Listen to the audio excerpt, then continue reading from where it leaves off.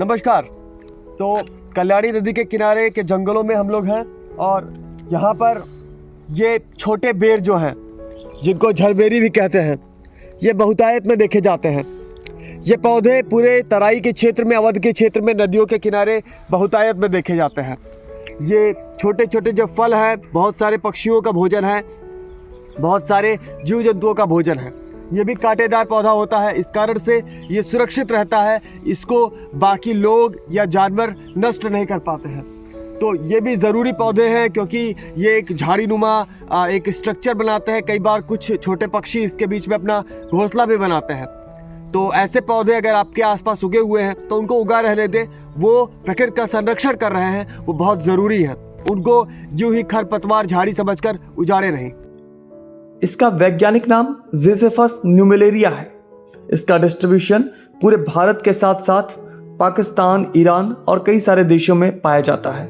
ये प्रमुख रूप से शुष्क वातावरण वाला पौधा है, इसलिए ये थार रेगिस्तान और उसके आसपास के ग्रासलैंड्स में बहुतायत में पाया जाता है। लेकिन इसके साथ ही साथ ये उत्तर भारत के मैदान में, सेंट्रल इंडिया में और ऐसे तमाम जगहों पर भी अच्छी तादाद में देखा जाता है।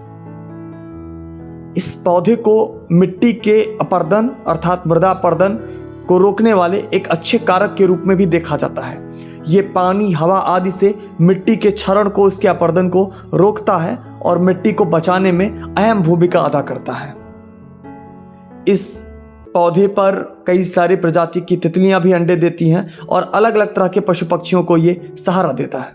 तो जंगल के अंदर ये जो हमको झरबेरी मिली, छोटे वाले बेर मिले, कुछ खट्टे होते हैं, कुछ मीठे होते हैं। और रास्तों में जब हम लोग नदी के किनारे यात्रा करते हैं तो ये कई बार हमको थोड़ा बहुत खाना भी प्रोवाइड कर देते हैं। थोड़ा बहुत हमारा पेट भी इनसे भर जाता है और इस तरीके से ये बहुत सारे पशु पक्षियों का भी पेट भरते हैं। तो बड़े ज़रूरी पौधे हैं, इनको बचाएं। और इनका फल जो है ये काफ़ी पौष्टिक भी होता है, कई सारा न्यूट्रिशन भी इसमें मिल जाता है। तो इसको बचाकर, इसको भी अगर हम लोग बीच बीच में कभी कभी खा लिया करें तो ये हमारे लिए फ़ायदेमंद भी है। आज जब चारों ओर फल, सब्जियां, सब कुछ दूषित हो चुकी है, ऐसे में ऐसे जंगली फल जो हैं ये किसी वरदान से कम नहीं है। हमें इन्हें बचाना और खाना चाहिए। तो धन्यवाद तो मैं बोलूँगा नहीं, क्योंकि धन्यवाद इस वीडियो की, इस जानकारी के बदले आपको बोलना है। साथ ही अगर आपको कोई प्रश्न है तो वो भी कमेंट में ज़रूर पूछें।